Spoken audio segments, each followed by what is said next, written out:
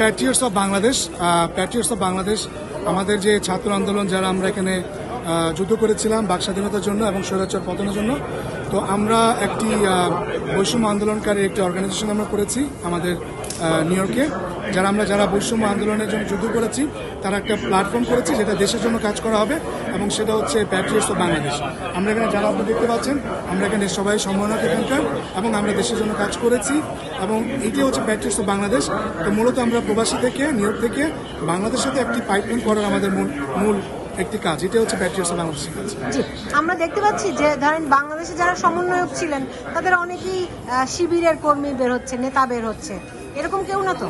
তো বিষয়টা হচ্ছে এরকম যে দেখেন, আসলেই আমাদের স্বৈরাচার পতন ঘটার পরে অনেক ধরনের বিভিন্ন মহল থেকে অনেক ধরনের আপনার মুখোশ দেখা যাচ্ছে। তো এটা আমরা বাংলাদেশেও জানি, আমরা নিউ ইয়র্কও এটা হচ্ছে, আমরা এটা খুব প্রতিবাদ করছি, এবং এগুলো আমরা চিহ্নিত করে আমরা সেই ধরনের কাজ করছি। এখানে আমাদের কোনো অন্য ধরনের কোনো কাজ, মানে কোনো পলিটিশিয়ান বা কোনো পলিটিক্সের কোনো আপনার ব্যক্তিবর্গ বা কেউ এখানে নেই। এখানে সবাই আমরা বৈষম্য এবং বৈষম্য আন্দোলনকারী আমরা একটি সংগঠন। না, কিন্তু আপনারা মানে কারা? আমি বলছিলাম কি যে জামাতের সঙ্গে, শিবিরের সঙ্গে কোনো সংশ্লিষ্ট আছেন কিনা? না, আমাদের দেখেন, জামাত শিবির তো তারা তো বাংলাদেশের নাগরিক, তাদেরকে আমরা ফেলতে পারবো না। তবে হ্যাঁ, এটা সত্য যে আমরা সবাই একত্রিত হয়ে কাজ করার চেষ্টা করছি, বাংলাদেশকে সংস্কার করার চেষ্টা করতেছি। এখন যারা ভুল পথে আছে তাদেরকে নিয়ে আমরা একসাথে কাজ করবো, বাট এখানে আমাদের কোনো নন পলিটিক্যাল একটি সাইট এবং নন প্রফিট অর্গানাইজেশন। আমরা দেখলাম বিএনপি একদিকে শুভেচ্ছা স্বাগত বলছে, অন্যদিকে প্রতিবাদ কর্মসূচি পালন করছে আওয়ামী লীগ। সেই কারণে আমার প্রশ্ন থাকলো, আপনারা কিভাবে এখানে আসতে পারলেন?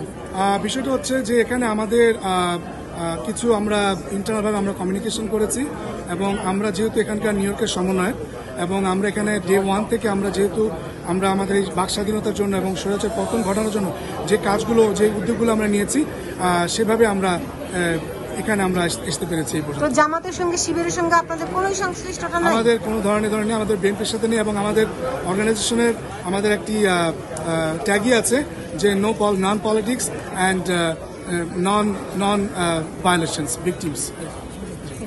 ধন্যবাদ। আমার নাম হচ্ছে আব্দুল কাদের। আব্দুল কাদের। ধন্যবাদ।